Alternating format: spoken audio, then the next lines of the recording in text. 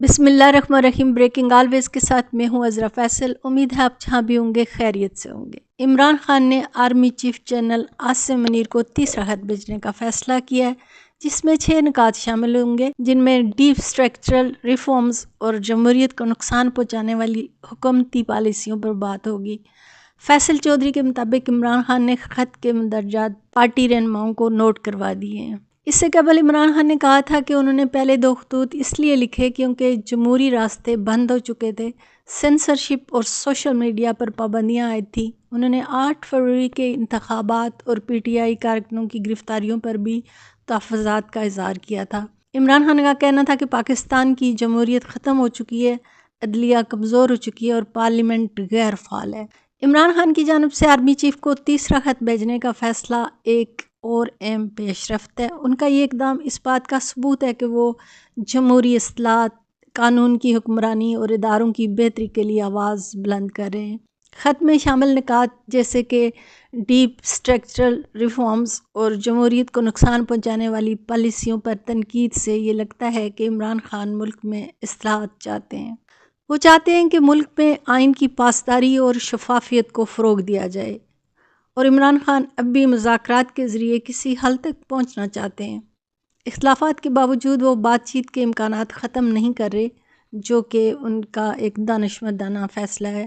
عمران خان نے اپنے خط میں جو نکات اٹھائے ہیں وہ صرف سیاسی نہیں بلکہ عوامی مفاد کے بھی ہیں۔ عوام کو یہ سمجھنے کا موقع ملے گا کہ حکومتی پالیسیوں کے اثرات کیا ہیں اور کیوں اصلاحات کی ضرورت ہے۔ عمران خان پاکستان میں قانون اور انصاف کے نظام کو مضبوط دیکھنا چاہتے ہیں۔ اگر ان کے مطالبات سنجیدگی سے لیے جائیں تو ملک میں عدالتی اور جمہوری نظام مزید بہتری کی طرف جا سکتا ہے۔ عمران خان کا تیسرا خط ایک سیاسی پیش رفت ہے۔ یہ دیکھنا ہوگا کہ اس خط کا کیا رد عمل آتا ہے، لیکن یہ طے ہے کہ عمران خان اب بھی ایک متحرک اور مؤثر سیاسی قوت ہے جو جمہوریت اور شفافیت کے لیے اپنی جدوجہد جاری رکھے ہوئے ہیں۔ ناظرین، آج سویلینز کے فوجی عدالتوں میں ٹرائل کے فیصلے کی سماعت کے دوران ججز کے دلچسپ ریمارکس دیکھنے کو ملے۔ سپریم کورٹ میں فوجی عدالتوں میں سویلینز کے ٹرائل کے فیصلے کے خلاف انٹرا کورٹ اپیل پر سماعت کے دوران جسٹس نعیم اختر افغان نے ریمارکس دیے کہ پی ٹی آئی کے دور حکومت میں پارلیمنٹ نے بڑی گرم جوشی کے ساتھ آرمی ایکٹ سے متعلق قانون سازی کی۔ سلمان اکرم راجہ نے اپنے دلائل جاری رکھتے ہوئے کہا کہ 1975 میں ایف بی علی کیس میں پہلی دفعہ 2(1)(d)(1) کا ذکر ہوا۔ آرمی ایکٹ ایک بلیک ہول ہے۔ آرمی ایکٹ میں کسی بھی ترمیم سے بنیادی حقوق ختم نہیں ہو سکتے۔ قانون کے مطابق جرم کا تعلق آرمی ایکٹ سے ہونا ضروری ہے۔ جسٹس جمال خان مدوخیل نے کہا کہ آرمڈ فورسز کا کوئی شخص گھر بیٹھے کوئی جرم کرتا ہے تو کیا آرمی ایکٹ لگے گا؟ سلمان اکرم راجہ نے کہا کہ مثال کے طور پر پنجاب میں پتنگ اڑانا منع ہے۔ پنجاب میں کوئی ملٹری اہلکار گھر میں پتنگ اڑاتا ہے تو ملٹری ٹرائل نہیں ہوگا، اس پر بھی سویلین والا قانون لاگو ہوگا۔ دوران سماعت جسٹس نعیم اختر افغان کا سلمان راجہ سے دلچسپ مکالمہ ہوا۔ جسٹس جمال مدوخیل نے ریمارکس دیے کہ اگر کسی فوجی جوان کا گھریلو مسئلہ ہے اور وہ اپنی پہلی بیوی کی مرضی کے بغیر دوسری شادی کر لیتا ہے تو کیا ہوگا؟ سلمان اکرم راجہ نے کہا کہ تو کیا دوسری شادی والے کو ملٹری کورٹ بھیجا جائے گا؟ یہ تھی کچھ دلچسپ ریمارکس۔ اس مقدمے کے فیصلے کے بعد ایک واضح سمت متعین ہو سکتی ہے کہ فوجی عدالتوں کا دائرہ کار کہاں تک ہے اور کن صورتوں میں سویلینز پر فوجی عدالت میں مقدمہ چلایا جا سکتا ہے۔ اس مقدمے کے فیصلے کے بعد ایک واضح سمت متعین ہو سکتی ہے کہ فوجی عدالتوں کا دائرہ کار کہاں تک ہے اور کن صورتوں میں سویلینز پر فوجی عدالت میں مقدمہ چلایا جا سکتا ہے۔ اگر عدالت کوئی نیا اصول واضح کرتی ہے تو یہ مستقبل کے قانونی معاملات میں رہنمائی فراہم کرے گا اور عدالتی مثال کے طور پہ کام کرے گا۔ یہ تمام عوامل اس بات کا اشارہ ہیں کہ پاکستان میں عدلیہ اور قانون سازی کا عمل مثبت انداز میں آگے بڑھ رہا ہے اور آئندہ کے لیے ایک مستحکم اور منصفانہ نظام کی بنیاد رکھ رہا ہے۔ عمران خان نے پی ٹی آئی رہنما شیر افضل مروت کو پارٹی سے نکالنے کی ہدایات جاری کر دی ہیں۔ جلد ان کی بنیادی رکنیت ختم کرنے کا نوٹیفیکیشن جاری ہوگا اور بطور رکن قومی اسمبلی ان سے استعفیٰ بھی طلب کیا جائے گا۔ شیر افضل مروت پر سوابی کے جلسہ میں پارٹی کے کردار پر سوالات اٹھانے کا الزام ہے، جس پر پارٹی قیادت نے شکایات کی تھی۔ شیر افضل مروت نے پہلے ہی اعلان کیا تھا کہ جب تک قیادت خود نہ بلائے وہ کسی جلسے میں شرکت نہیں کریں گے۔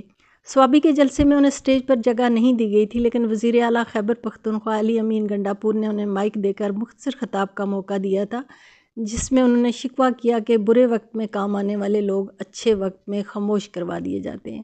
سیاسی جماعتوں کی کامیابی اور استحکام کے لیے قیادت کا مضبوط کنٹرول اور تنظیمی ڈسپلن ناگزیر ہے۔ اگر کوئی جماعت اندرونی اختلافات اور بد انتظامی کا شکار ہو جائے تو نہ صرف اس کی ساکھ متاثر ہوتی ہے بلکہ اس کا نظم و ضبط بھی کمزور پڑ جاتا ہے۔ کسی بھی جماعت میں اختلاف رائے کی گنجائش ہوتی ہے، مگر قیادت کے احکامات کو چیلنج کرنا یا انہیں نظر انداز کرنا تنظیمی ڈسپلن کے خلاف ورزی سمجھی جاتی ہے۔ شیر افضل مروت کے حالیہ بیانات اور رویے نے یہی ظاہر کیا کہ وہ پارٹی کے اجتماعی نظم و ضبط سے ہٹ کر اپنی الگ راہ پر چلنے کی کوشش کر رہے تھے۔ اگر ہر رہنما اپنی مرضی کرے، قیادت کے فیصلوں پر سوالات اٹھائے اور اپنی الگ سیاست چمکانے کی کوشش کرے تو پارٹی مستحکم نہیں رہتی۔ شیر افضل مروت نے پارٹی قیادت کے فیصلوں پر سوالات اٹھائے اور اپنی ناراضگی کا اظہار عوامی سطح پہ کیا۔ اگر ان کے تحفظات تھے تو انہیں پارٹی فارمز پر حل کرنا چاہیے تھا، نہ کہ جلسوں اور میڈیا کے ذریعے ان کا اظہار کیا جاتا۔ کسی بھی جماعت میں اختلافات کو اندرونی طور پر حل کیا جاتا ہے، نہ کہ عوامی سطح پر قیادت پر انگلیاں اٹھائی جاتی ہیں۔ اگر ہر رہنما اسی طرح کھلے عام پارٹی پالیسیز پر سوال اٹھانے لگے تو جماعت کا شیرازہ بکھر جائے گا۔ عمران خان کی قیادت میں پی ٹی آئی ہمیشہ ایک مضبوط اور منظم جماعت کے طور پہ ابھری ہے۔ اس کا ایک بنیادی سبب یہ بھی ہے کہ خان صاحب نے کبھی بھی ڈسپلن کی خلاف ورزی کو برداشت نہیں کیا۔ شیر افضل مروت کو نکالنا یہ پیغام دینا ہے کہ پارٹی کے اندر اختلاف رائے کی گنجائش تو ہے، مگر قیادت کو چیلنج کرنا قابل قبول نہیں ہے۔ یہ دیگر رہنماؤں کے لیے بھی ایک مثال ہوگی۔ کوئی بھی سیاسی جماعت صرف اسی صورت میں ترقی کر سکتی ہے جب اس کے کارکن اور رہنما اپنی قیادت پر مکمل اعتماد رکھیں اور اس کے فیصلوں کو تسلیم کریں۔ اگر ہر رہنما خود کو قیادت سے زیادہ اہل سمجھنے لگے تو جماعت کا مستقبل خطرے میں پڑ سکتا ہے۔ شیر افضل مروت کی برطرفی کا مطلب یہ نہیں کہ پی ٹی آئی میں اختلاف رائے کی گنجائش نہیں، بلکہ یہ اس بات کا اظہار ہے کہ پارٹی قیادت پر مکمل اعتماد اور یکجہتی کو ہر حال میں برقرار رکھا جائے۔ عمران خان نے شیر افضل مروت کو نکال کر یہ ثابت کیا کہ پارٹی کسی فرد واحد کی نہیں بلکہ اجتماعی فیصلوں پر عمل پیرا ہونے والے کارکنوں کی جماعت ہے۔ اس سے یہ پیغام بھی دیا گیا کہ قیادت کے فیصلے حتمی ہوتے ہیں۔ اور ناظرین، سابق وزیر خارجہ اور تحریک انصاف کے مرکزی رہنما شاہ محمود قریشی نے کہا ہے کہ شاہد خاقان عباسی اپنی حکومت سے لا تعلق ہو کر ہمارے ساتھ کھڑے ہو گئے۔ مفتیٰ اسماعیل، محمود خان اچکزئی اور مولانا فضل الرحمان بھی ہمارے موقف کے ساتھ کھڑے ہیں۔ بہت جلد گرینڈ الائنس بننے جا رہا ہے۔ شاہ محمود قریشی نے کہا ہے کہ ماضی میں کبھی عالمی مالیاتی ادارے کے وفد نے چیف جسٹس سے بریفنگ نہیں لی۔ آئی ایم ایف کی بریفنگ سے ملک میں قانون کی عملداری کا اندازہ لگایا جا سکتا ہے۔ انہوں نے کہا کہ 26ویں ترمیم کی درخواستوں کا انتظار کر لیا جاتا تو اچھا ہوتا۔ اسلام آباد ہائی کورٹ کی سینئرٹی لسٹ کو بھی متاثر کیا گیا۔ پی ٹی آئی عہدیداران کا کہنا ہے کہ گرینڈ الائنس کی قیادت شاہد خاقان عباسی کریں گے۔ یہ فیصلہ بنی گالہ میں سابق اسپیکر اسد قیصر کی رہائش گاہ پر اپوزیشن کی بڑی جماعتوں کے جمع ہونے کے بعد کیا گیا۔ اجلاس میں جماعت علماء اسلام کے سربراہ مولانا فضل الرحمان، سنی اتحاد کونسل کے سربراہ حامد رضا، ایم ڈبلیو ایم کے رہنما علامہ راجہ ناصر عباس، شاہد خاقان عباسی، مصطفیٰ نواز کھوکھر، قومی اسمبلی میں اپوزیشن لیڈر عمر ایوب اور دیگر نے شرکت کی تھی۔ پاکستانی سیاست میں ایک بار پھر تبدیلی کی ہوائیں چل رہی ہیں۔ سابق وزیر خارجہ شاہ محمود قریشی کے بیان کے مطابق مسلم لیگ کے سینیٹر رہنما اور سابق وزیر اعظم Shahid Khaqan Abbasi P T I کے ساتھ کھڑے ہو گئے اور جلد ہی ایک گرینڈ الائنس بننے جا رہا ہے۔ پاکستان کی سیاست میں مفادات کی بنیاد پر اتحاد اور علیحدگیاں کوئی نئی بات نہیں۔ ماضی میں بھی مختلف سیاسی جماعتیں حکومت کے خلاف یکجا ہوئیں، مگر وقت کے ساتھ ان میں اختلافات نے جنم لیا۔ موجودہ صورتحال میں شاہد خاقان عباسی کی پی ٹی آئی کے قریب آنے کی خبر نہ صرف حیران کن ہے بلکہ مسلم لیگ کی اندرونی سیاست میں بھی ایک بڑی تبدیلی کا اشارہ دے رہی ہے۔ شاہد خاقان عباسی کو کچھ عرصے سے اپنی جماعت مسلم لیگ سے اختلافات کا سامنا تھا، خاص طور پر پارٹی قیادت کے فیصلوں پر ان کے تفاوضات کھل کر سامنے آتے رہے ہیں۔